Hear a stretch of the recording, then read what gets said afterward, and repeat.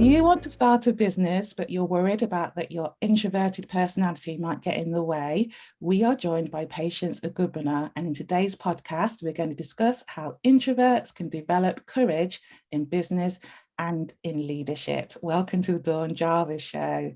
Patience, also known as the Visionary Introverted Woman, is an executive and leadership coach, corporate trainer, keynote speaker, and best-selling author. Her signature program, the Aligned Introvert Method, TAIM, is designed to help ambitious, highly skilled, multi-passionate, driven, and empathetic introverted women to create an aligned and authentic business that achieves impactful presence and positions them as an authority in the marketplace so they can generate consistent leads, clients, and profits. Welcome, Patience.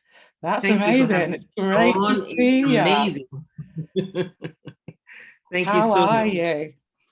I'm doing great. I'm having a great day. Thanks for having me. You're very, very welcome. You're in Italy today, aren't you? I know. I just arrived a couple of hours ago and it's very sunny. That's lovely. That's lovely. So you're a jet setter. You're all over the world doing your thing. I'm very, very jealous. So the first question I ask my guests, so first of all, I need to say that Patience and I met, we're part of the same mastermind, and we have actually met in person. So usually over the last 2 years, I haven't met people in person, but I have met Patience because we met last Christmas, didn't we, at an in-person event. And we spoke briefly, and you won an award, I think, didn't you, as well? No, I didn't, but you did. I did. I was a finalist, but you won an award, so congratulations for that. And so it's really good to see you again and to talk about your business, because we didn't really get a chance to talk that day, did we? Because it was a bit hectic. And so tell us how you got to be this jet setter, entrepreneur, and leadership coach.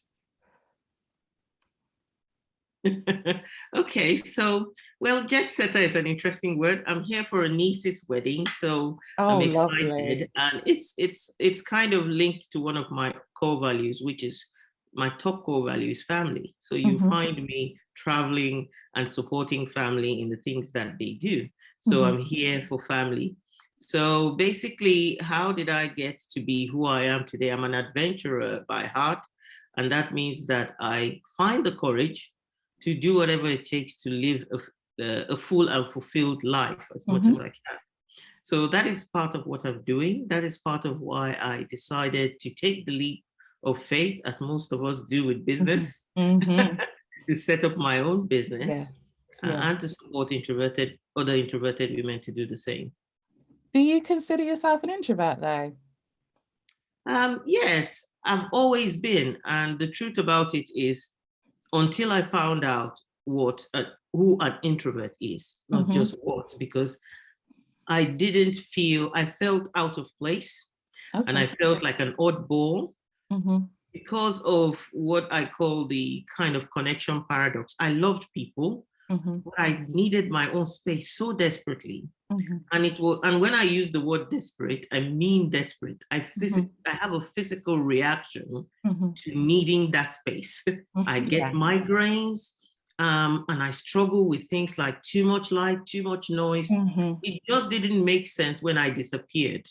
People didn't, oh, Patience, you've gone again. Where are you? So discovering the word introvert was such a big relief, because I thought, if they coined the word, there are other people like me. I'm not odd. I'm really, but celebrating that part of me was also a journey I had to make, which I found empowering as well. That's amazing. So were you always a business owner? What did you do before? Oh, yes. I started out, studied accounting. Okay. My accounting qualifications, and got my FCCA. By the time I was 30, I was chartered already. And then I went ahead and decided the people side of things was what I really wanted to focus on, not the figures. So I started working in internal audit, which is where I did my career for over 15 years before I took the leap and felt that there was more. that I needed to achieve to become who I wanted to become. So hence I took the leap to become an entrepreneur. And what was the thing that made you take the leap? Was it a gradual thing, or did it just happen one day? It was gradual. It started out with dissatisfaction with life. Mm-hmm. I did see my mom, a very driven person, go through health challenges. Mm-hmm. And I started to look at her life and what she was doing. And the fact is, she changed careers a lot. She started out as a nurse, then became a HR director, multinational company, oil company, and set standards. And she was an entrepreneur. And then when she fell ill, I began to look at her life and look at mine and think, I'm just really quite contained and scared of exploring more. And the more I'm feeling keeps giving me this satisfaction where I am. Now that I'm a coach, I understand better when I do personality tests for people and all that. A misalignment can create unfulfilled life till your dying day. Somebody does not point it out. And so those were the things. And I found that within the corporate space, unfortunately, being a woman, being Black, I had the challenges that would cap my capability and the many things I wanted to do. And it's not very, within the workspace, if you don't have a workspace that's entrepreneurial or what you call entrepreneurial, you're not allowed to be innovative. You have to keep the rules. And the nature of audit, for example, I had to be very straight line. There was no room for innovation. I couldn't discover my gifts and talents. And I also found that coaching made a lot of difference in me accepting who I was. I was able to discover coaching, and I thought training doesn't work as much as coaching is the most potent thing ever. So that was a journey I started to make. Then when mom died, it became like, what are you waiting for in life if you don't take the leap?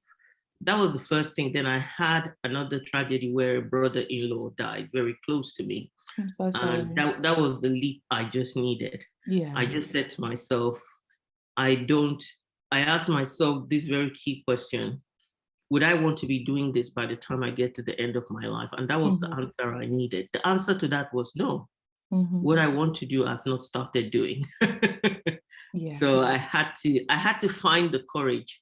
I don't say to people, take your leap lightly. It might be a leap of faith, but you need to have wisdom. So I had an exit plan that was like, if I can't find the courage, I'll find a way to do it side by side. And it was a 3-year plan. That included creating a financial cushion for myself so that if I decided to take the leap, I wouldn't look back. But again, I mentioned in the beginning, family is my core value. My family wouldn't be at a loss because I want to pursue my dreams. But I was able to do that within 18 months and take the leap and start my business. That's an amazing story, and it resonates with me in that, you know, that you can work for an organization and there's some straight lines, and there can be quite a restriction on being entrepreneurial or intrapreneurial within the business. I used to, when I worked for the health service, I used to think I was like a public sector entrepreneur, that I wanted to do it within, and so I worked in change management.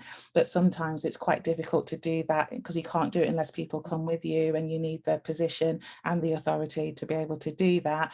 And similarly to you, I thought, you know, I had a death in the family, my sister died, and then from that point I thought, you know, you only got one life, you've got to live it. And one of my sayings, do what you're doing. You need to do what you want to do, because you know, you're a long time dead. So, you know, so that was the push that I needed. But again, because you've got family, because you know, children, house, you know, whatever, you need to have that cushion behind you. So it's taken a leap, but it's being aware of the risks and sort of like really thinking that through. And I think that resonates with a lot of people that I know, that we know, about how you manage to sort of like fulfill your dreams, but also fulfill your responsibilities, obligations, you know, the things that are valuable to you. And I love the way you say that about, you know, you've got the family of your family is of value, it was one of your values, because that then sort of guides what you do with yourself and your business. So you didn't just say, well, I'm doing a business and the family can starve. You know, you sort of like thought about it,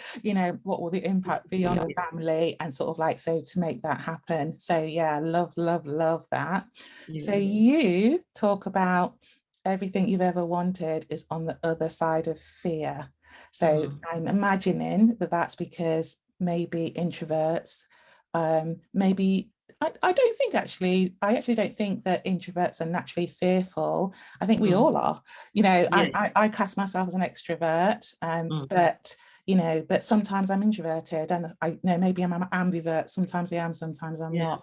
So let's talk about fear. Yeah, I think it's nice that you said I don't class myself as introvert and I'm ambivert.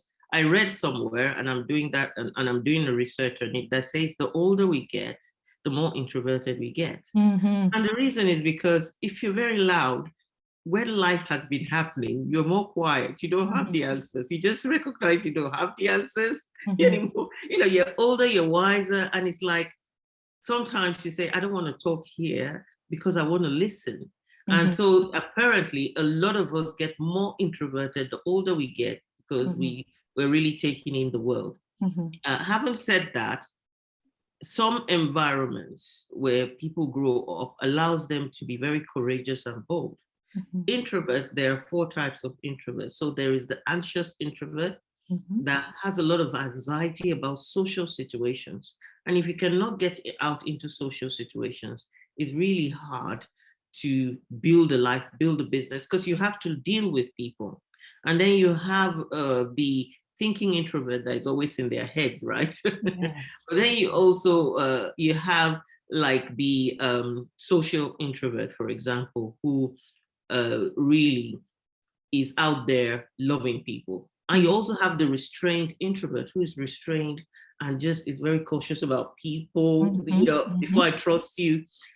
So when it comes to fear, you can put it on a spectrum. For me, I talk about the fact that everything you ever wanted is on the other side of fear. And the reason it's not my quote, I think the first time I heard it was from the John Maxwell team, which I'm a member. And it's all about the fact that fear always behaves as if it's a block and a barrier. And we have what they call the terror barrier. I've heard the word terror barrier. You get towards that thing and you shudder back in fear and just stay in what I don't call the comfort zone, but the discomfort zone, because you already know your potential is on the other side, right? So you're not comfortable on this side. So you're not in any comfort zone, but that is what you know. So you try to coax along with life. And everything you ever wanted requires you to stretch. And if you think about a child, do you think that most children that get up and walk, they do it without fear? Their body and their brain is telling them it's time. Yes. But each time they fall, they feel the pain. Ouch, my bum hurt. I hit my leg. I'm not steady on my feet. Yeah. But that walk is on the other side of conquering that fear, conquering that pain. I say children can teach us a lot about courage, right? Yes. Because their brain is telling them, they keep getting up. They keep getting up. And at some point, even as a parent, you start letting them take the knocks. You know, most of us will have that knee-jerk reaction. We would run and grab them and go, don't do it, you know, because but after a while, we recognize they're not going to give up, right? They're not going to stop. So we just let them, because we do know that we also are walking because we continue to go. So everything you ever wanted is on the other side of that fear you have. You have to push through that terror barrier to get there. The quote, one quote I love, it says, difficult roads can lead to beautiful destinations. And it is true, isn't it? Yes, certainly. You have to invest. You have to sacrifice sometimes to invest. Instead of spending, you save. If you have a dream, there's no guarantee, but because you have that dream, you will deprive yourself and you will save. You will have the fear of missing out, but you also have the desire to see something that is not yet in your life come into your life. So that is what I mean when I talk about fear. And I was brought up in an environment that no was a very big thing. Yeah. no, you can't do this. No, you. And I was the first child in an African country. My dad said, "Oh, you can't do this." Imagine how much traveling I'm doing now. Yeah. In a year. There was always a no, and that no reinforced what I call my I can't muscle. So I grew up, if you say, Patience, do this, I'll be like, I can't. The I can't muscle was stronger than my I can muscle. I had to, some people take my child, my own daughter, for example, that is growing up on the side of a yes. If you give her a challenge, if you throw her in the deep end, she would think and say, I can swim. But that's how I brought her up. Yes. There is no way you put her. I will actually follow her lead in places we don't know the way, because she's like gone. She's going where she's going. And that has created lots of experiences. It's opposite of me, where I would say, oh, I can't do this because, there's a tiger there in my mind. There's a tiger. There's always a tiger in my head. Because I grew up with the I can't, no, you can't do this because this will happen to you, that will happen to you, those things that never happen. So yeah, that's my own story. I had a bigger hurdle to overcome. There are people who would not have that, who would say to you, what are you talking about? That's not scary, but I'll look at them and go, that is too scary, But I have overcome that to the point where I'm helping other people who can see me on social media and they say, you cannot be introverted. And I just laugh and think, you don't know what it takes for me to get out there every day. Yeah, there's a lot of bravery Yeah. around that. I really hear that, and I love that explanation as well. And I think that, I try to say yes if I can. So that's my mantra. And it started when I was working and I was a manager, and I had this, I come from a similar family that it's the automatic answer is no, to the point where I stopped asking because I knew the answer was going to be no, so I just didn't ask. So, and then when I first had a team, I was quite authoritarian. I was quite like my parents in that way. And that didn't really work out at all. And I'll talk about that another day. And then when I had my next team, I learned the lessons. And so my mantra was, if I can say yes, it was within my power and resource to say yes, I will say yes, because that opens you up to a lot more different experiences. It is scary to always say yes, but I think it's a more positive way to move forward. And that doesn't mean I don't get scared, because I do. But it's like, say, if there's an opportunity, if there's an opportunity and I can say yes. So a friend of mine invited me out yesterday, and I've not been going out that much, and I thought, well, there's no reason to say no, so I better say yes. So there you go. So that's really so I love that from you. So you also say, and I think you've talked about it, sort of how about your values in your family is one of the most courageous things to do is to align yourself to something that matters. Talk to me about that. Yes, because what matters to you would not matter to everybody. And you might have to communicate that in your attitude to life, in the things you say yes to. So yes, you have to say yes, but there are times when if it's misaligned, you say no.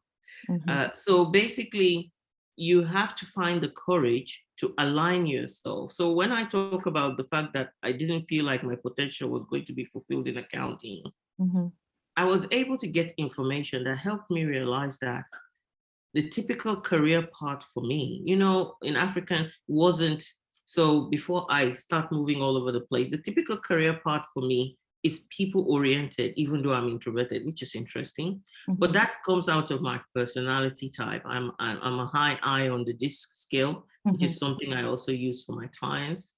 And basically, that showed me that I was not a figures person, which is more in tune towards a C personality, natural inclination and work. Nevertheless, I did all my qualifications, right? So you can be nature versus nurture in what you do. But at some point, you might say, for me to really show up and be authentic, I've got to align to who I really am. You know, a space where I love people, a space where I love people, and a space where I embrace people courageously.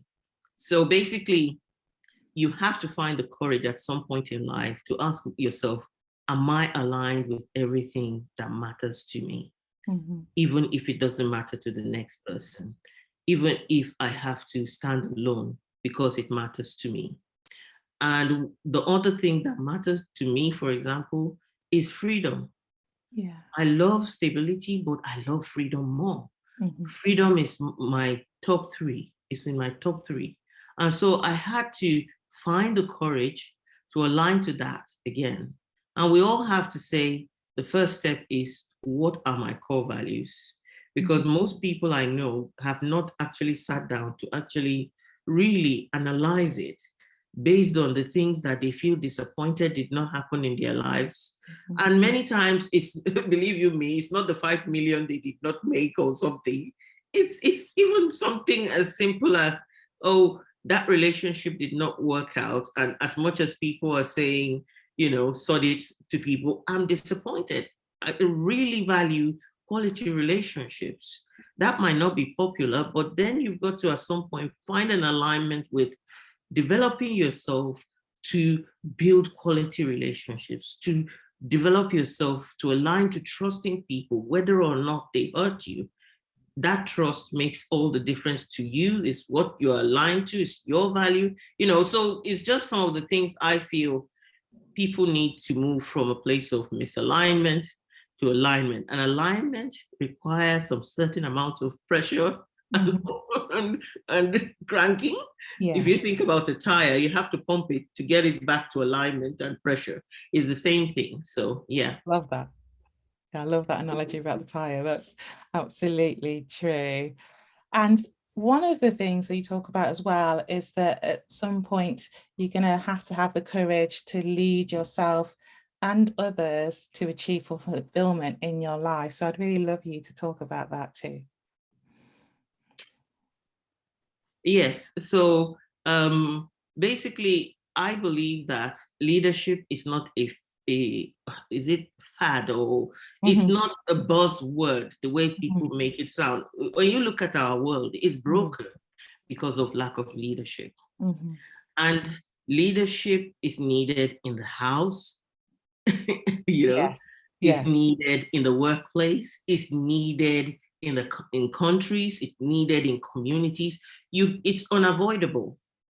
But what some of us call leadership is dictatorship, is control. So quality leadership. At some point, you've got to find the courage to lead yourself.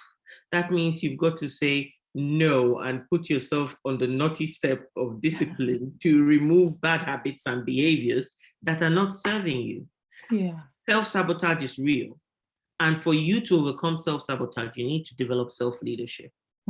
Once you've then done that, we are talking about entrepreneurship here. Even if you don't want a team, managing a freelancer requires you to have certain delegation capabilities, communication capabilities. All that comes under leadership. So people think about, oh, leadership is for that brave person who is very loud, who looks confident. No, in your house, great leadership will make parenting easier. You don't have to back for your children to take action. You know, I always say, oh, GCSEs, you know, I was telling my husband once, I said, I'm really a bad parent. You know, I've not been shouting at my daughter. I said, but why do you need to shout for her to read? Because she sets her timetable, she goes to the lab. You know, none of my kids had any, you have to remind her to read their books. So, and they always then excelled. When you think about micromanagement, that is my worst nightmare, because I'm thinking, I want to be free. Freedom is my core value. So why am I micromanaging you? I'll never be free. I have to keep an eye on you. I handle life. They say how you do anything is how you do everything. So when you think about also the hierarchy of need that we have, you keep ascending until you get to self-actualization, which is the top level. before you get to that level, the middle part requires you to build trust and likability with people and empower those people to self-actualize. It brings out a different level of capability within you, which is directing people, giving people. So all of us at some point need leadership. It's not a question of, it's a luxury. You would see people's lives. If you're not leading your life, you are just living your life. And there's a difference. Yeah, I love if you're not that. leading your life, it means you are subject to just living according to all the uncontrollables. If you wake up in the morning, self-leadership says you take command, you command your morning to rule your day, right? Yeah. So if you don't do that, whoever is coming along your path will rule your day. That person that is driving on the road who is going to cut across you will ruin your day if you have not decided that today I'm going to have a lovely day. I don't care who is on the road. That's just that simple. So that's leadership. That's what I mean, that people think about, I can avoid that when I set up my business or live my life. You can't. So the question is, are you going to be proactive to say, what type of leader am I? Can I invest in developing that potential a lot more? So that's it. Yeah. Love that. That's fantastic. Yeah. Oh, that's all good. And you've written a book, haven't you? Which I'm sure encapsulates a lot of the things that you've been talking about. Tell us about your book, Patience. Well, my book, that book is, I wrote it when I first took the leap, because I asked myself what facilitated my capability to take my leap. So it's called Aspiration to Transformation, and it's just 10 steps that get you from a place of discomfort to your empowerment zone. So I use the word discomfort, like I said before, because to take the leap, you need to understand that you're comfortable. Don't say you're comfortable, you're not, because that's why you're thinking of a leap. So the next step is to understand that there are steps you need to take towards empowering yourself to fulfill your dreams. So this book I wrote is a very small book, but it's all about the 10 things that I believe are mindset shifts that will help you if you were to talk of strategies and how you plan, talk about productivity, it talks about the fear factor, for example, in there. So yeah, so that's, and it's on Amazon for anybody who wants to access it and read it. Brilliant. And the links to that will be in the show notes. And I'm gonna get a copy, actually. I think it'll do me a power of good. Yeah. So I always ask my guests about how they stay focused, positive and productive. You're an entrepreneur, you're an author, you're a coach, you're a speaker, you do travel around the world to do that, and you seem to do a lot of things, and you're raising a family as well. So my first question is always, how do you stay focused, positive, productive, so that you're able to do that positively? And then my second question is around your health and well-being. How do you manage to maintain your health and well-being? And the reason I ask that is that I have a theory, based on myself, that entrepreneurs are quite driven people, because to take that leap, as you say, does take courage, and it does take drive, and it needs a lot of resilience to carry on. And it's a thought of mine, and maybe I'll do some research on it, is that while you're being driven about that, it's quite easy to neglect other areas of your life, be that your family, be that your health. So I have a problem with drinking enough every day, because I forget to drink. And so I ask all the business owners that I have on the show, how do they manage it? So Patience, over to you. So I'm going to be honest and say, I didn't used to manage it. Yeah, I think that's the truth of most people. Until I got burned out. I was very driven, and I thought, I'm unbreakable, I'm invincible, I'm unstoppable. All those cliche things that we say and coaches say out there, like, and I would encourage people and things. But then my body began to release the nasty cortisol relating to stress. And at some point I got burned out, And obviously my GP was very angry with me. They weren't happy with me, but that became a wake-up call. I like the word you mentioned, which is resilience. So resilience is the capability to get up when you get knocked down. You build that capability as part of the process of your living, not kind of, because life will come at you to try and knock you down, yeah? But if you have not built the capability, if your immunity, for example, look at COVID, if your immunity was not taken care of, COVID would just floor you. It will tell you, you know, it gives you the gauge of your immunity. So it's the same thing with your capability to do business or do anything. If you will get knocked down, you meet the challenge, you meet challenges. But if you have not built that capability, then that challenge will floor you and you suffer burnout. And for some people, burnout is lights out. They don't come back from it. Yeah, it's a heart attack, you know, cardiac arrest, you know, brain freeze, whatever. So if you're lucky, I said from burnout to blessing, because for me, it woke me up to what is non-negotiable for me.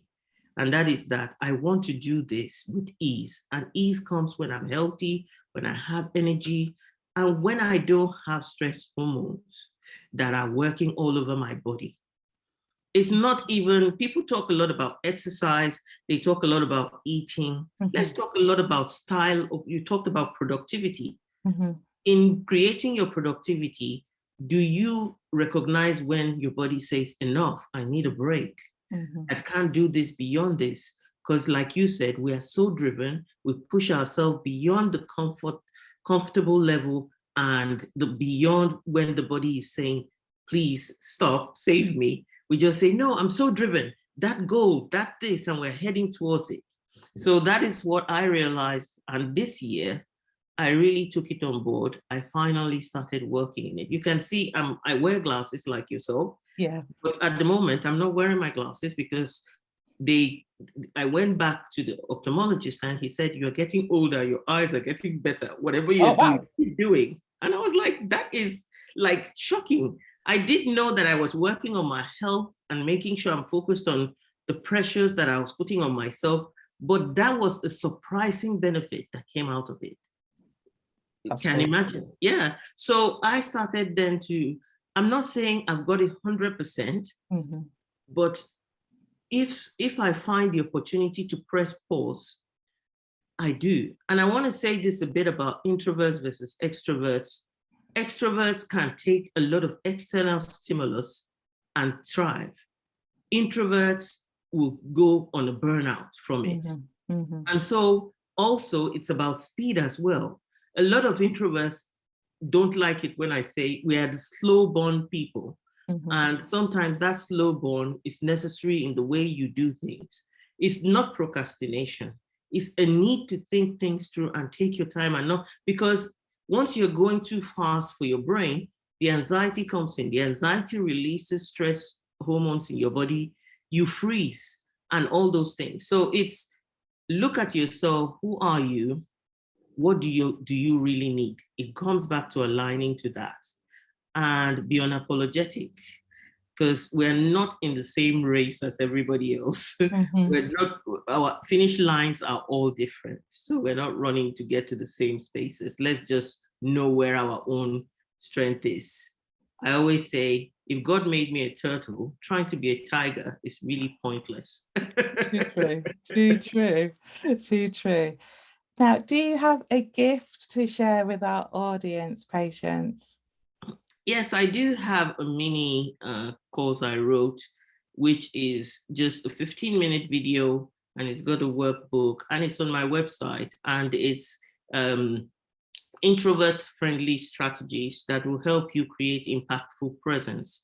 Because like we all know, introverts tend to want to shrink back and feel like a lot of strategies out there for extroverts to show up consistently, to, cannot cope. I've already talked about the energy. So this gift gives you a couple of strategies that you can apply, that you can adapt to be able to survive, but also to gradually create that presence, to be recognized so that your clients can find you where you are, or so that you can be recognized by who needs to recognize you to position yourself as an authority or to give you the opportunity.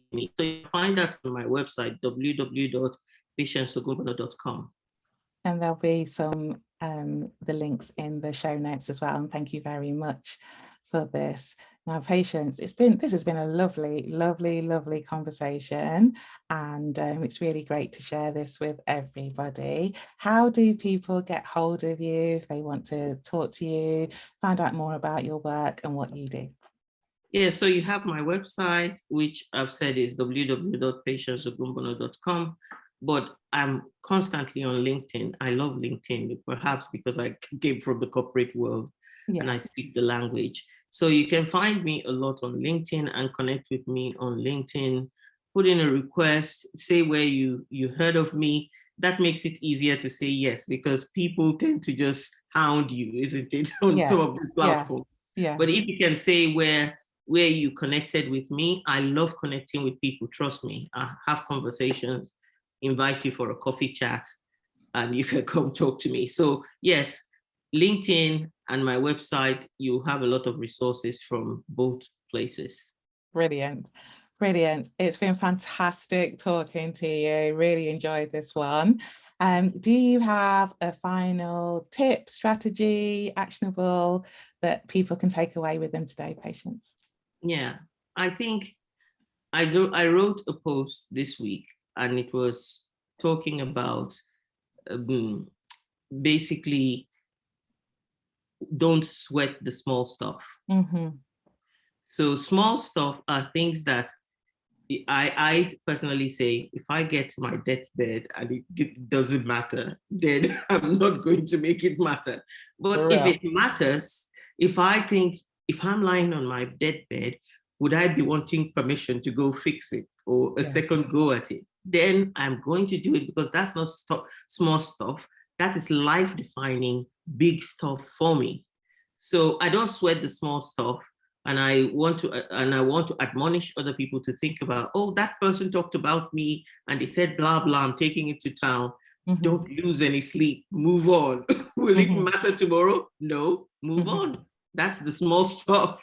So those are the things I would encourage. If you forget anything, remember this: don't sweat the small stuff. Define the small stuff and the big stuff, and focus on the big stuff. Fantastic. I love that, and I love you.